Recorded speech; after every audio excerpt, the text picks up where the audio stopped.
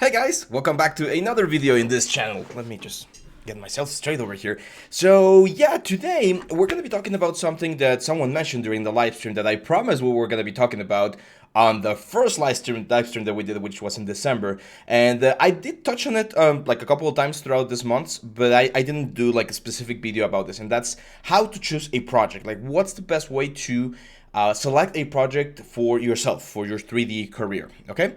So I'm here in ArtStation, and of course, ArtStation is one of those places that it can be like super motivating because you see a lot of really cool stuff, and it can also be like a really hard like reality hit, right? Because you see a lot of really cool stuff, and then you're like, man, I wish I could do that, or I wish I was working on something like that, and it's tricky. We'll talk about motivation and that sort of stuff in another video. Right now, it's about how to choose a portfolio work. So I'm going to be using myself as an example, like how would I do it, and you can apply those like same principles and concepts to your choosing.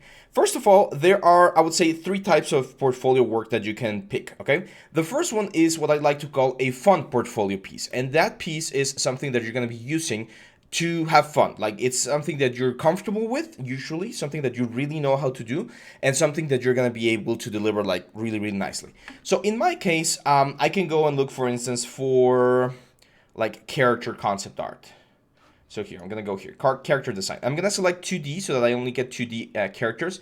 And when I'm selecting my work, there's this rules that I'm about to say apply to all of the three types of works that I'm mentioning.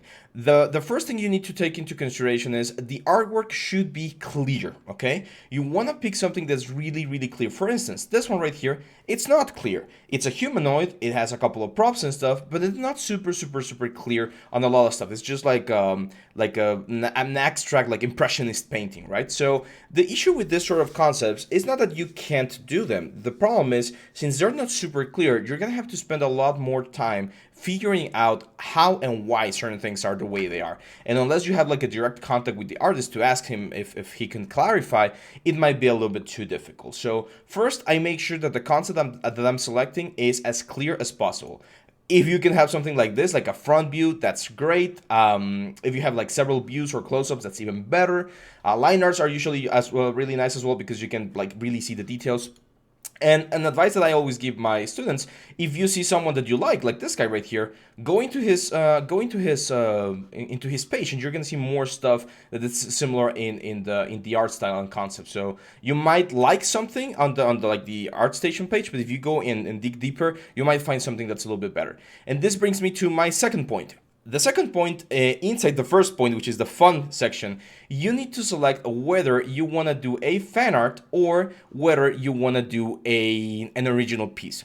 Now, the advantages of doing a fan art is that people know the character, people know the concept, people know the story, people know the game, the movie, whatever, and you will usually get more likes or more like hits on your element. In my experience, it is quite obvious. Like, you sometimes get like 2 or 3 times the amount of interactions when it's a fan art than when it is just like a traditional or like an original piece. Why is that? Because people know these characters. People know Venom. People know this is like a Skrull, and it's a little bit easier to like connect with the piece, even if it's not like perfectly rendered, perfectly modeled or something. Even if you do like an attempt at the piece, you will get a couple more hits. So if you want to get hits, if you want to get exposure, I do recommend doing fan arts, but don't make your portfolio all fan arts, because it becomes like, I don't know, like that's not great. It's good to have some original artwork as well, or work that is not as famous, so that people know that you can do other kind of stuff. Okay, so first one, we mentioned it's fun. You're going to do something that you feel comfortable with, that you're going to have fun with, that it's clear concept. That's the first one. Decide whether it's going to be a fan art or not. And finally, have a time frame. I think this is one of the key points. And again, this applies to all of the other ones that I'm going to be talking about. There's two more like organizations. And that the time frame is super important, because more often than not, we get like inspired by super cool artworks. But then when we decide to start working on them, we realize, hey, this is going to take way longer than I thought, and maybe I need to finish this in like 2 weeks or 3 weeks, and I'm not going to be able to do it. For instance, like this one looks pretty cool. It's like a desert, like a dune character. It looks very Star Warsy, very Dune like. So I like it, but I see it And I know it's complex. Like, I know this character would take at least a month, like, to do the full pipeline. And I'm talking about 8 hours every day for 4 weeks. So that would be like 160 hours of work to get it to like the top level that I would like to. So if I don't have the time to do that, because there's a lot of props and a lot of elements, then this might not be the concept for this particular portfolio piece that I'm choosing. If you're a little bit more in a time constraint, go for something a little bit simpler, and you can still keep the same sort of line. Like, if that's like the desert line you want to go for, that's fine. But try to find something that's achievable in the time frame that you have. So, for instance, this guy's right here.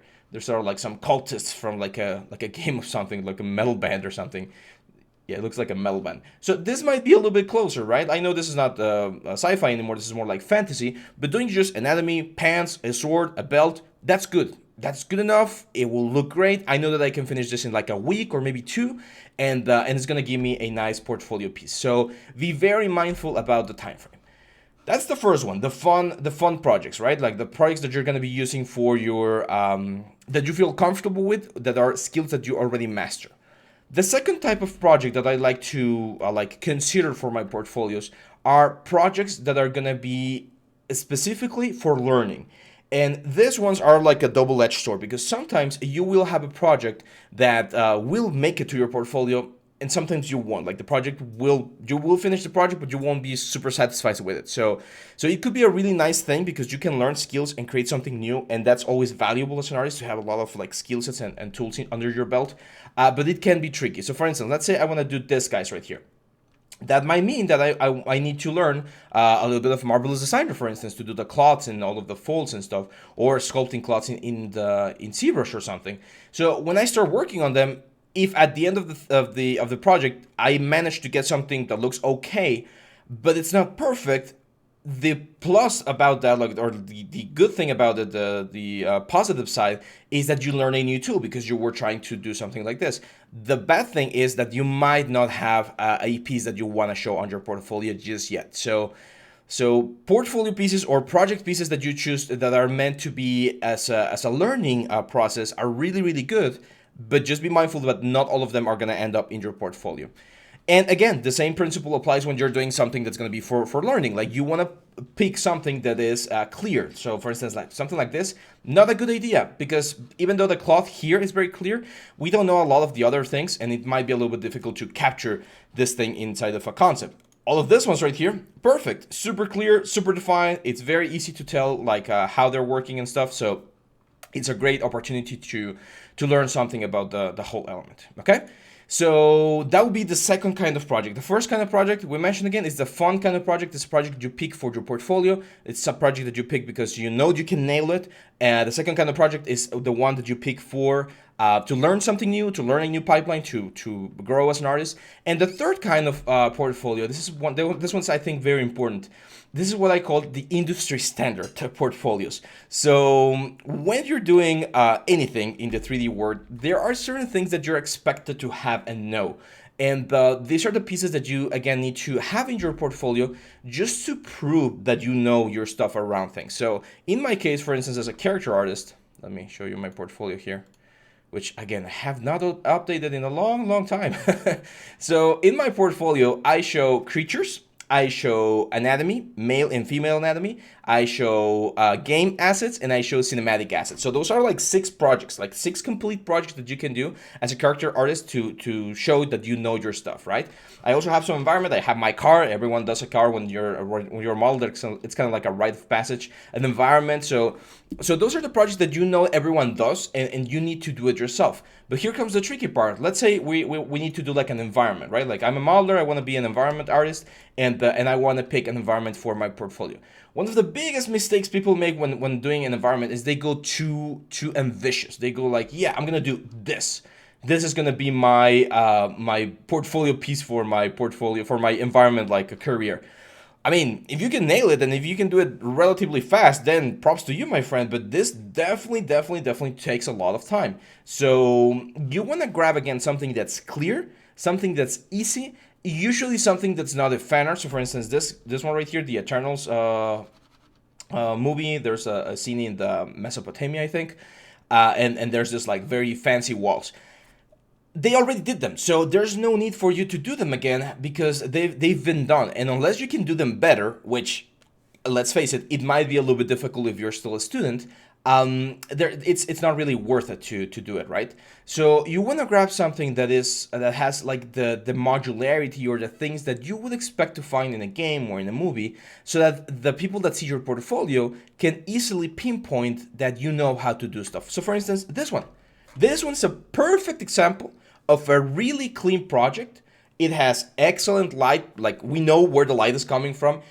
We know all the things we need to model. We need to model the doors, we need to model the walls, the roof, the scaffolding over here, the pipes, the air conditioners, maybe a little bit of trees. I know it's not super clear. For instance, the trees are a little bit like abstract, but it's super nice. And if you do this as an environment for games artists, for instance, you're gonna do this modularly. You're gonna do tileable textures. You're gonna do a lot of stuff. If you do this for cinema, you're gonna do a lot of UDIMs. You're gonna do like specific like details and marks and stuff all over the place. So it has a lot of value. This one has a lot of value. And again, if you like someone's style, go into their page and take a look at what they have here. Now, this might have been done already, and I think it has because it's for a game called Sifu or something.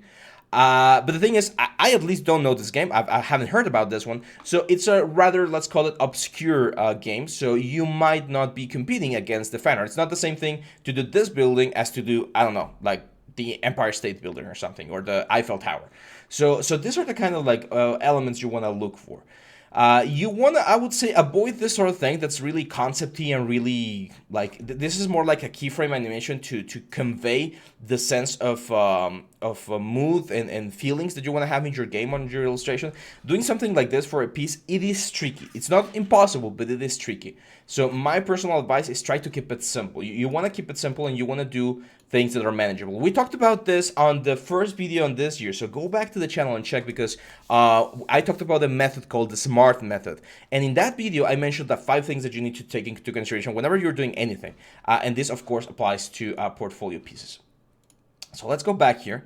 And I'm going to show you the next step. Like, let's say we already like selected a piece. Let me select something. Let's go environment concept art. There we go. So let's say I spend a good amount of time. An exercise that I like to do with my students is I make them pick 10 images. So I say, hey, we're going to do a character, or we're going to do an environment, we're going to do a prop, we're going to do whatever. And they need to pick 10 images. And those 10 images need to be images that they are like comfortable doing. If I pick any of those 10 images, they have to be like, yeah, I'll do it. No problem. I like it. Don't pick something that you don't want to do, of course. Then I start like eliminating things. So for instance, if a student brought me this image, I will say like, nope, immediately no, because usually my classes, or the classes that I teach over here, they're like 3 to 4 months. And I know that they're not going to finish in 3 to 4 months with the other classes that they still have. So this is way too complex. It's a great concept. It's amazing, but it's way too complex.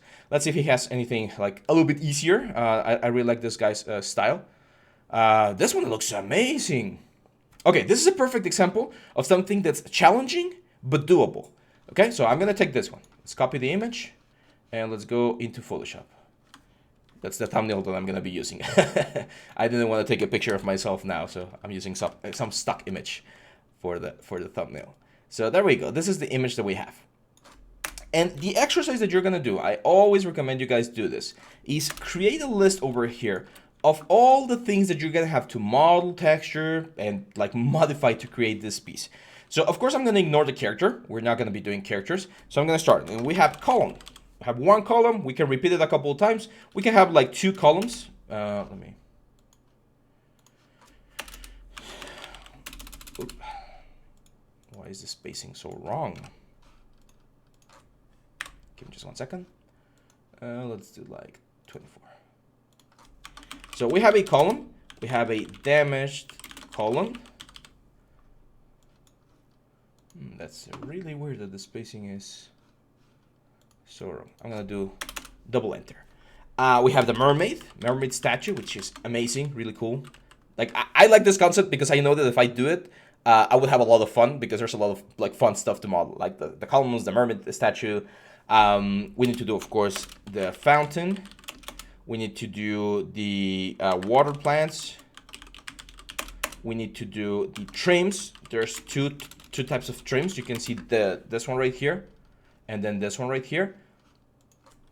So I'm gonna say trims times 2, And then we have, of course, the walls, the floor. I'm gonna say the ceiling, even though there's no ceiling, but this area right here.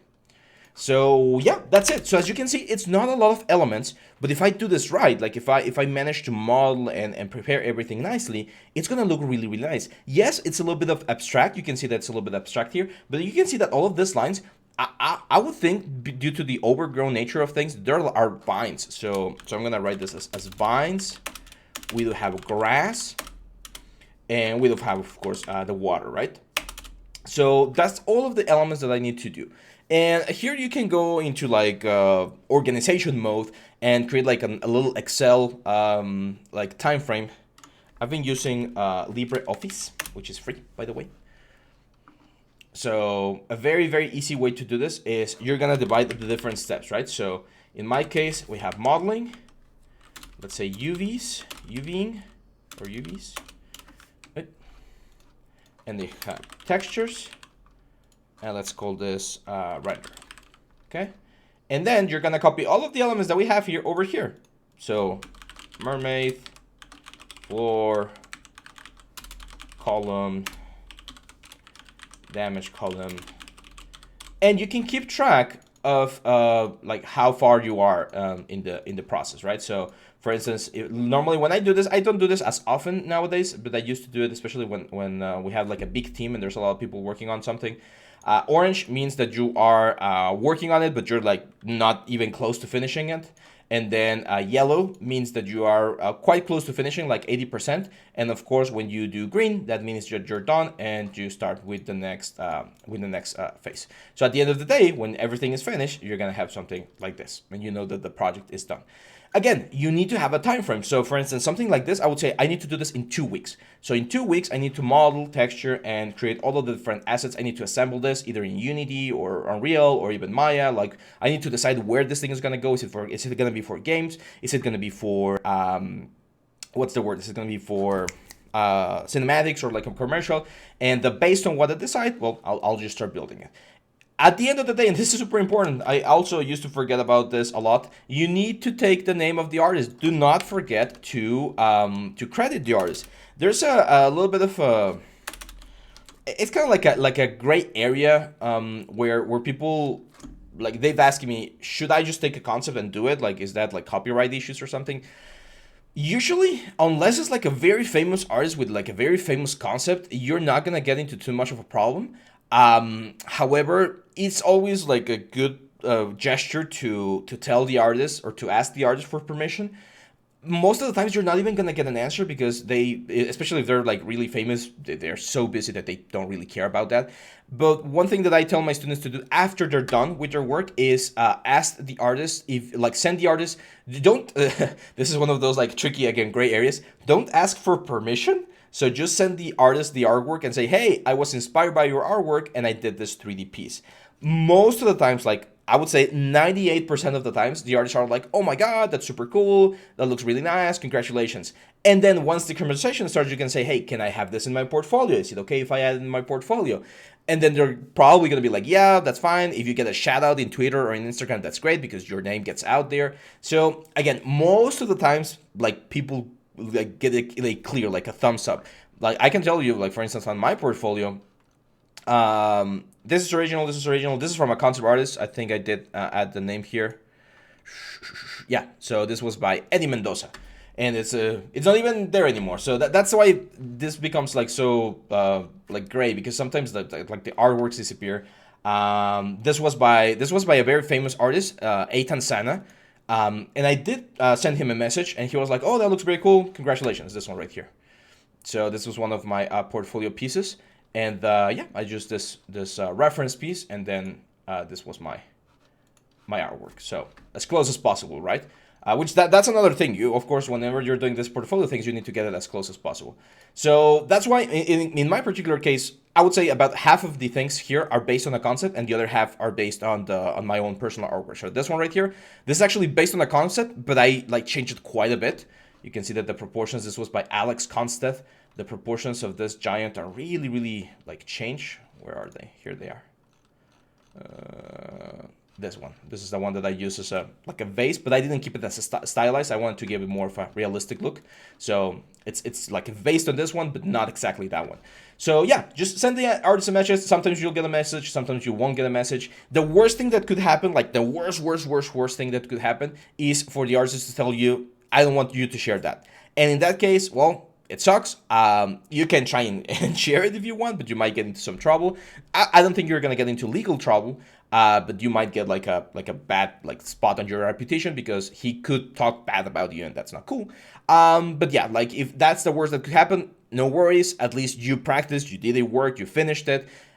Sometimes you can have that on like a secret portfolio, and as long as it's not shown to everyone, you're fine. I actually have that for my company for Critical Hit. So we have a lot of like TV spots and commercials that we've worked on that we can't show due to NDAs and stuff, but we do have a clause where I can show them secretly to potential clients. So let's say a client comes to me and he's like, I'm seeing your portfolio here, but I don't see any commercials. Do you have any work? Yes. And I send him a secret link, and then he can see that stuff without it being like completely public, right? Because sometimes companies don't want that to be public. And yeah, I think that's it, guys. I think we've talked enough about the portfolios. Best advice that I can give you, pick one of those three things first. Do you want to do a fun project for the next piece? Do you want to do a learning piece? Or do you want to do a like industry piece, which is things that the industry expects you to have on your portfolio? Once you decide on that one, go back to the video, check the SMART method, organize yourself, and get working. And that's it. Hopefully I've answered your questions. Hopefully I've answered the thing that we had pending. And I'll see you back tomorrow. We had our live stream on Wednesday. Hopefully some of you guys caught it. If not, it's there on the channel. I think you need to go to the videos and check for the live streams. It was almost 2 hours, and we did this very nice like candle lamp. And tomorrow I'm gonna be doing some displacement maps for the wall. We've done displacement before, but I really liked how that like particular scene was turning out. So yeah, let's keep going. And make sure to leave a like, share, subscribe. You know the drill. I'll see you back tomorrow. Bye bye.